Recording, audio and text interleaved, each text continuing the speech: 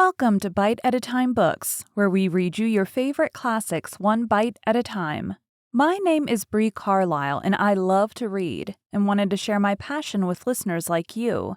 If you enjoy our show, be sure to follow us so you get all the new episodes. If you want to see exclusive behind the scenes of our show, join our Patreon. We would also love for you to drop us a rating on your favorite podcast platform and share our show with your friends. You can catch us on all the social medias at Bite at a Time Books. We are now part of the Bite at a Time Books Productions Network. If you ever wondered what inspired your favorite classic novelists to write their stories, what was happening in their lives or the world at the time, check out Bite at a Time Books Behind the Story, Tuesday starting January 4th, wherever you listen to podcasts. Today we will be continuing Jane Eyre by Charlotte Bronte. Chapter 5. 5:00 had hardly struck on the morning of the 19th of January when Bessie brought a candle into my closet and found me already up and nearly dressed. I had risen half an hour before her entrance and had washed my face and put on my clothes by the light of a half moon just setting, whose rays streamed through the narrow window near my crib. I was to leave Gateshead that day by a coach which passed the lodge gates at 6 a.m. Bessie was the only person yet risen. She had lit a fire in the nursery where she now proceeded to make my breakfast. Few children can eat when excited with the thoughts of a journey, nor could I. Bessie, having pressed me in vain to take a few spoonfuls of the boiled milk and bread she had prepared for me, wrapped up some biscuits in a paper and put them into my bag. Then she helped me on with my pelisse and bonnet, and wrapping herself in a shawl, she and I left the nursery. As we passed Mrs. Reed's bedroom, she said, "Will you go in and bid Mrs. goodbye?" "No, Bessie. She came to my crib last night when you were gone down to supper and said I need not disturb her in the morning, or my cousins either, and she told me to remember that she had always been my best friend, and to speak of her and be grateful to her accordingly." "What did you say, miss?" "Nothing. I covered my face with the bedclothes and turned from her to the wall." "That was wrong, Miss Jane." "It was quite right, Bessie. Your missus has not been my friend. She has been my foe." "Oh, Miss Jane, don't say so." "Goodbye to Gateshead," cried I as we passed through the hall and went out at the front door. The moon was set and it was very dark. Bessie carried a lantern whose light glanced on wet steps and gravel roads sodden by a recent thaw. Raw and chill was the winter morning. My teeth chattered as I hastened down the drive. There was a light in the porter's lodge when we reached it. We found the porter's wife just kindling her fire. My trunk, which had been carried down the evening before, stood corded at the door. It wanted but a few minutes of 6, and shortly after that hour had struck, the distant roll of wheels announced the coming coach. I went to the door and watched its lamps approach rapidly through the gloom. "Is she going by herself?" asked the porter's wife. "Yes." "And how far is it?" 50 miles. "What a long way! I wonder Mrs. Reed is not afraid to trust her so far alone." The coach drew up. There it was at the gates with its 4 horses and its top laden with passengers. The guard and coachman loudly urged haste. My trunk was hoisted up. I was taken from Bessie's neck, to which I clung with kisses. "Be sure and take good care of her," cried she to the guard as he lifted me into the inside. "Aye, aye," was the answer. The door was slapped to, a voice exclaimed, "All right," and on we drove.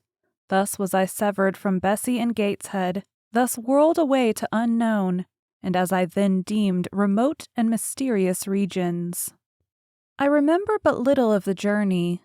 I only know that the day seemed to me of a preternatural length, and that we appeared to travel over hundreds of miles of road.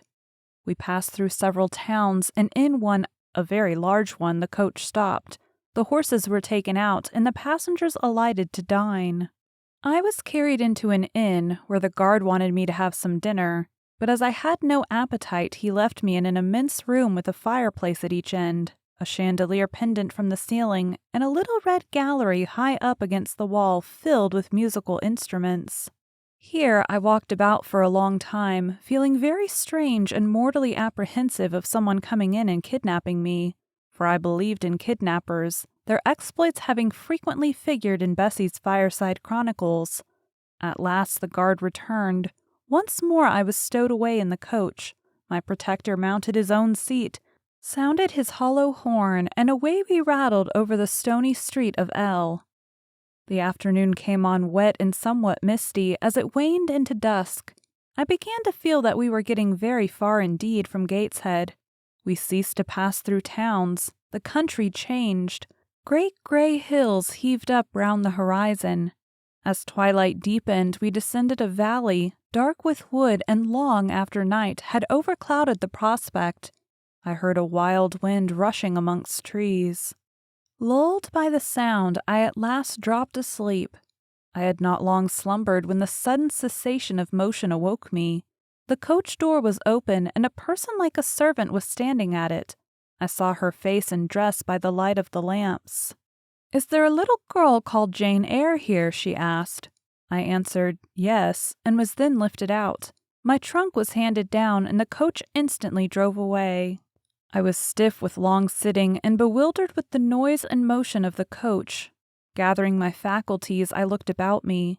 Rain, wind, and darkness filled the air. Nevertheless, I dimly discerned a wall before me and a door open in it. Through this door I passed with my new guide. She shut and locked it behind her. There was now visible a house, or houses, for the buildings spread far, with many windows and lights burning in some. We went up a broad pebbly path, splashing wet, and were admitted at a door.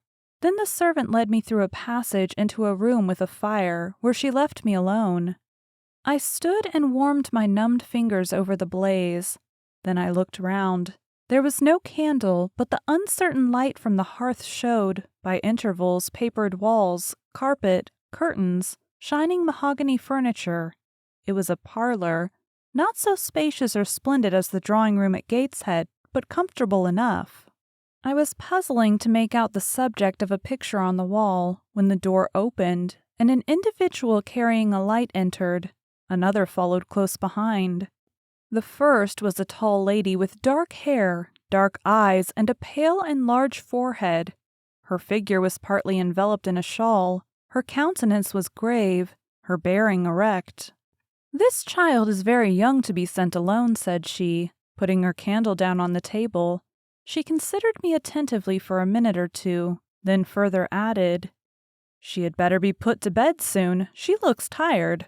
"Are you tired?" she asked, placing her hand on my shoulder. "A little, ma'am." "And hungry too, no doubt. Let her have some supper before she goes to bed, Miss Miller. Is this the first time you have left your parents to come to school, my little girl?" I explained to her that I had no parents.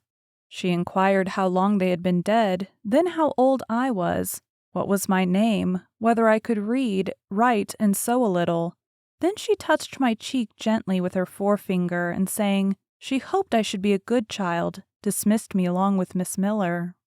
The lady I had left might be about 29. The one who went with me appeared some years younger. The first impressed me by her voice, look, and air. Miss Miller was more ordinary, ruddy in complexion, though of a careworn countenance, hurried in gait and action like one who had always a multiplicity of tasks on hand. She looked, indeed, what I afterwards found she really was, an under-teacher. Led by her, I passed from compartment to compartment, from passage to passage, of a large and irregular building, till, emerging from the total and somewhat dreary silence pervading that portion of the house we had traversed, we came upon the hum of many voices, and presently entered a wide, long room with great deal tables, 2 at each end, on each of which burnt a pair of candles, and seated all round on benches a congregation of girls of every age, from 9 or 10 to 20. Seen by the dim light of the dips, their number to me appeared countless, though not in reality exceeding 80. They were uniformly dressed in brown stuff frocks of quaint fashion and long holland pinafores. It was the hour of study. They were engaged in conning over their tomorrow's task, and the hum I had heard was the combined result of their whispered repetitions. Miss Miller signed to me to sit on a bench near the door. Then walking up to the top of the long room, she cried out, "Monitors, collect the lesson books and put them away." 4 tall girls arose from different tables, and going round, gathered the books and removed them. Miss Miller again gave the word of command, "Monitors, fetch the supper trays." The tall girls went out and returned presently, each bearing a tray with portions of something, I knew not what, arranged thereon, and a pitcher of water and mug in the middle of each tray. The portions were handed round. Those who liked took a draught of the water, the mug being common to all. When it came to my turn, I drank, for I was thirsty, but did not touch the food, excitement and fatigue rendering me incapable of eating. I now saw, however, that it was a thin oaten cake shared into fragments. The meal over, prayers were read by Miss Miller, and the classes filed off 2 and 2 upstairs. Overpowered by this time with weariness, I scarcely noticed what sort of a place the bedroom was, except that, like the schoolroom, I saw it was very long. Tonight I was to be Miss Miller's bedfellow. She helped me to undress. When laid down, I glanced at the long rows of beds, each of which was quickly filled with 2 occupants. In 10 minutes the single light was extinguished, and amidst silence and complete darkness, I fell asleep. The night passed rapidly. I was too tired even to dream. I only once awoke to hear the wind rave in furious gusts, and the rain fall in torrents, and to be sensible that Miss Miller had taken her place by my side. When I again unclosed my eyes, a loud bell was ringing. The girls were up and dressing. Day had not yet begun to dawn, and a rushlight or 2 burned in the room. I, too, rose reluctantly. It was bitter cold, and I dressed as well as I could for shivering, and washed when there was a basin at liberty, which did not occur soon, as there was but 1 basin to 6 girls on the stands down the middle of the room. Again the bell rang. All formed in file 2 and 2, and in that order descended the stairs and entered the cold and dimly lit schoolroom.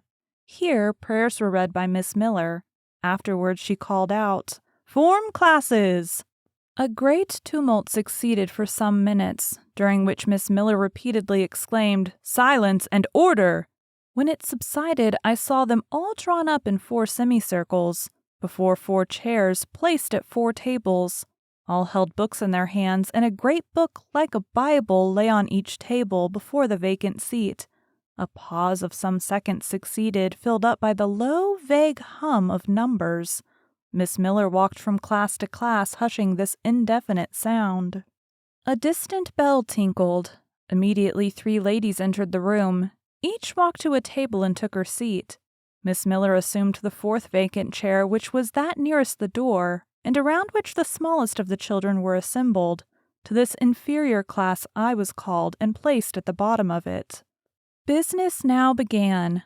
The day's collect was repeated, then certain texts of Scripture were said, and to these succeeded a protracted reading of chapters in the Bible, which lasted an hour. By the time that exercise was terminated, day had fully dawned. The indefatigable bell now sounded for the 4th time. The classes were marshaled and marched into another room to breakfast. How glad I was to behold a prospect of getting something to eat! I was now nearly sick from inanition, having taken so little the day before. The refectory was a great, low-ceilinged, gloomy room. On 2 long tables smoked basins of something hot, which, however, to my dismay, sent forth an odor far from inviting. I saw a universal manifestation of discontent when the fumes of the repast met the nostrils of those destined to swallow it. From the van of the procession, the tall girls of the 1st class rose the whispered words, "Disgusting! The porridge is burnt again." "Silence!" ejaculated a voice, not that of Miss Miller, but one of the upper teachers, a little and dark personage, smartly dressed but of somewhat morose aspect, who installed herself at the top of one table, while a more buxom lady presided at the other. I looked in vain for her I had first seen the night before. She was not visible. Miss Miller occupied the foot of the table where I sat, and a strange, foreign-looking elderly lady, the French teacher as I afterwards found, took the corresponding seat at the other board. A long grace was said and a hymn sung. Then a servant brought in some tea for the teachers, and the meal began. Ravenous and now very faint, I devoured a spoonful or two of my portion without thinking of its taste, but the first edge of hunger blunted, I perceived I had got in hand a nauseous mess. Burnt porridge is almost as bad as rotten potatoes. Famine itself soon sickens over it. The spoons were moved slowly.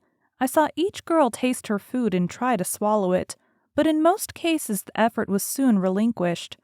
Breakfast was over, and none had breakfasted. Thanks being returned for what we had not got, and a second hymn chanted, the refectory was evacuated for the schoolroom. I was one of the last to go out, and in passing the tables I saw one teacher take a basin of the porridge and taste it. She looked at the others. All their countenances expressed displeasure, and one of them, the stout one, whispered, "Abominable stuff! How shameful!" A quarter of an hour passed before lessons again began, during which the schoolroom was in a glorious tumult. For that space of time it seemed to be permitted to talk loud and more freely, and they used their privilege. The whole conversation ran on the breakfast, which one and all abused roundly. Poor things, it was the sole consolation they had. Miss Miller was now the only teacher in the room. A group of great girls standing about her spoke with serious and sullen gestures. I heard the name of Mr. Brocklehurst pronounced by some lips, at which Miss Miller shook her head disapprovingly, but she made no great effort to check the general wrath. Doubtless she shared in it. A clock in the schoolroom struck 9. Miss Miller left her circle and, standing in the middle of the room, cried, "Silence! To your seats!" Discipline prevailed. In 5 minutes the confused throng was resolved into order, and comparative silence quelled the babel clamor of tongues. The upper teachers now punctually resumed their posts, but still all seemed to wait. Ranged on benches down the sides of the room, the 80 girls sat motionless and erect. A quaint assemblage they appeared, all with plain locks combed from their faces, not a curl visible, in brown dresses made high and surrounded by a narrow tucker about the throat, with little pockets of holland, shaped something like a Highlander's purse tied in front of their frocks, and destined to serve the purpose of a work-bag. All too wearing woolen stockings and country-made shoes, fastened with brass buckles. Above 20 of those clad in this costume were full-grown girls, or rather young women. It suited them ill and gave an air of oddity even to the prettiest. I was still looking at them, and also at intervals examining the teachers, none of whom precisely pleased me, for the stout one was a little coarse, the dark one not a little fierce, the foreigner harsh and grotesque, and Miss Miller, poor thing, looked purple, weather-beaten and overworked, when, as my eye wandered from face to face, the whole school rose simultaneously as if moved by a common spring. What was the matter? I had heard no order given. I was puzzled. Ere I had gathered my wits, the classes were again seated, but as all eyes were now turned to one point, mine followed the general direction and encountered the personage who had received me last night. She stood at the bottom of the long room on the hearth, for there was a fire at each end. She surveyed the 2 rows of girls silently and gravely. Miss Miller, approaching, seemed to ask her a question, and having received her answer, went back to her place and said aloud, "Monitor of the first class, fetch the globes." While the direction was being executed, the lady consulted moved slowly up the room. I suppose I have a considerable organ of veneration, for I retain yet the sense of admiring awe with which my eyes traced her steps. Seen now in broad daylight, she looked tall, fair, and shapely. Brown eyes with a benignant light in their irises, and a fine penciling of long lashes round relieved the whiteness of her large front. On each of her temples her hair, of a very dark brown, was clustered in round curls according to the fashion of those times when neither smooth bands nor long ringlets were in vogue. Her dress, also in the mode of the day, was of purple cloth relieved by a sort of Spanish trimming of black velvet. A gold watch. Watches were not so common then as now, shone at her girdle. Let the reader add, to complete the picture, refined features, a complexion, if pale, clear, and a stately air and carriage. and he will have, at least, as clear as words can give it, a correct idea of the exterior of Miss Temple, Maria Temple, as I afterwards saw the name written in a prayer book entrusted to me to carry to church. The superintendent of Lowood, for such was this lady, having taken her seat before a pair of globes placed on one of the tables, summoned the first class round her, and commenced giving a lesson on geography. The lower classes were called by the teachers.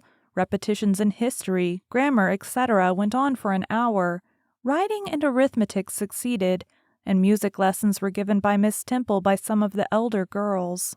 The duration of each lesson was measured by the clock, which at last struck 12. The superintendent rose. "I have a word to address to the pupils," said she. The tumult of cessation from lessons was already breaking forth, but it sank at her voice. She went on. "You had this morning a breakfast which you could not eat. You must be hungry. I have ordered that a lunch of bread and cheese shall be served to all." The teachers looked at her with a sort of surprise. "It is to be done on my responsibility," she added, in an explanatory tone to them, and immediately afterwards left the room. The bread and cheese was presently brought in and distributed to the high delight and refreshment of the whole school. The order was now given, "To the garden!" Each put on a coarse straw bonnet with strings of colored calico and a cloak of gray frieze. I was similarly equipped, and following the stream, I made my way into the open air. The garden was a wide enclosure surrounded with walls so high as to exclude every glimpse of prospect. A covered veranda ran down one side, and broad walks bordered a middle space divided into scores of little beds. These beds were assigned as gardens for the pupils to cultivate, and each bed had an owner. When full of flowers, they would doubtless look pretty, but now, at the latter end of January, all was wintry blight and brown decay. I shuddered as I stood and looked round me. It was an inclement day for outdoor exercise. Not positively rainy, but darkened by a drizzling yellow fog. All underfoot was still soaking wet with the floods of yesterday. The stronger among the girls ran about and engaged in active games, but sundry pale and thin ones herded together for shelter and warmth in the veranda, and amongst these, as the dense mist penetrated to their shivering frames, I heard frequently the sound of a hollow cough. As yet, I had spoken to no one, nor did anybody seem to take notice of me. I stood lonely enough, but to that feeling of isolation I was accustomed. It did not oppress me much.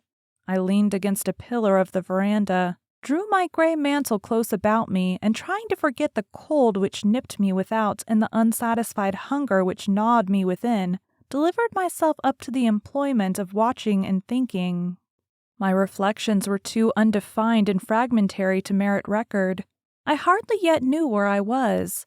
Gateshead in my past life seemed floated away to an immeasurable distance. The present was vague and strange, and of the future I could form no conjecture.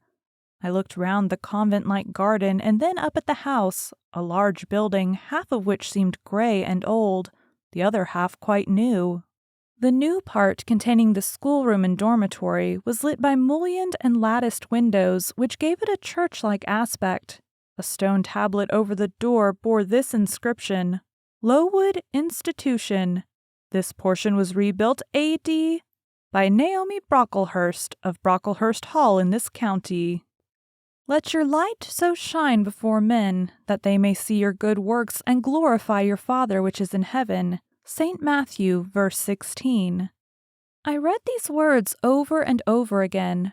I felt that an explanation belonged to them and was unable fully to penetrate their import. I was still pondering the significance of institution and endeavoring to make out a connection between the first words and the verse of Scripture, when the sound of a cough close behind me made me turn my head. I saw a girl sitting on a stone bench near. She was bent over a book, on the perusal of which she seemed intent. From where I stood I could see the title. It was Rasselas, a name that struck me as strange, and consequently attractive. In turning a leaf, she happened to look up, and I said to her directly, "Is your book interesting?" I had already formed the intention of asking her to lend it to me some day. I like it, she answered after a pause of a second or two, during which she examined me. What is it about? I continued. I hardly know where I found the hardihood thus to open a conversation with a stranger.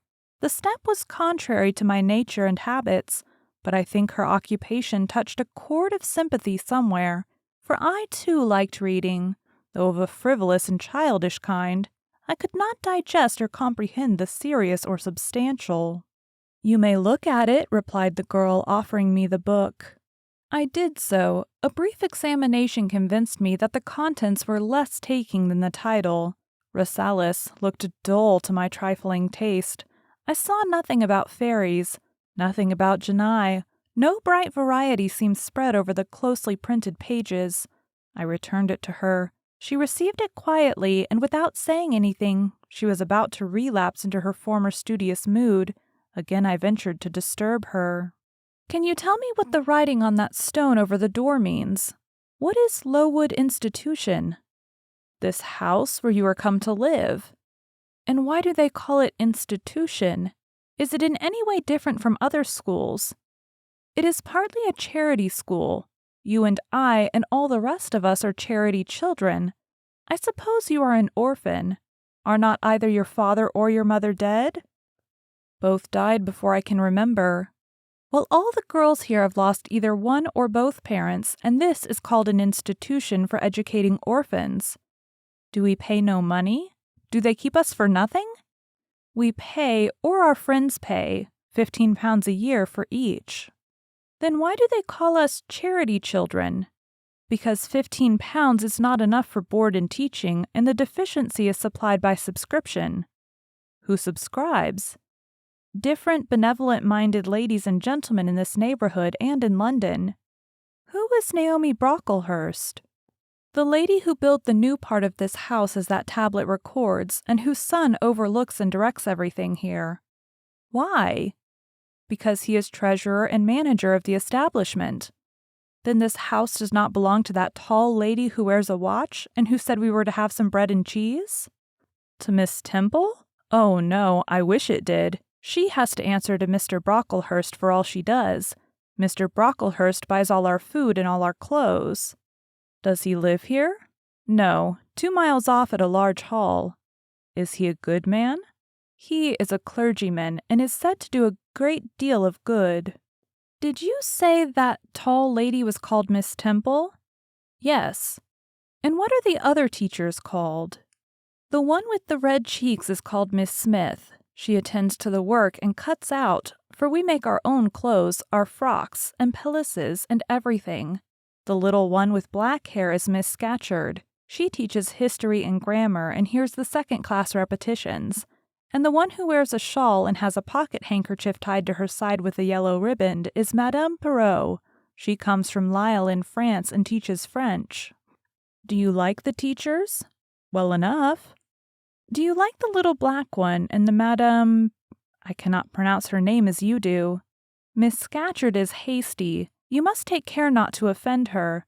Madame Perrot is not a bad sort of person. But Miss Temple is the best, isn't she? Miss Temple is very good and very clever. She is above the rest because she knows far more than they do.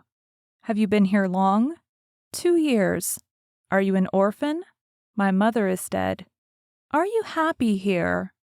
You ask rather too many questions. I have given you answers enough for the present. Now I want to read. But at that moment the summons sounded for dinner. All re-entered the house. The odor which now filled the refectory was scarcely more appetizing than that which had regaled our nostrils at breakfast. The dinner was served in 2 huge tin-plated vessels, whence rose a strong steam redolent of rancid fat.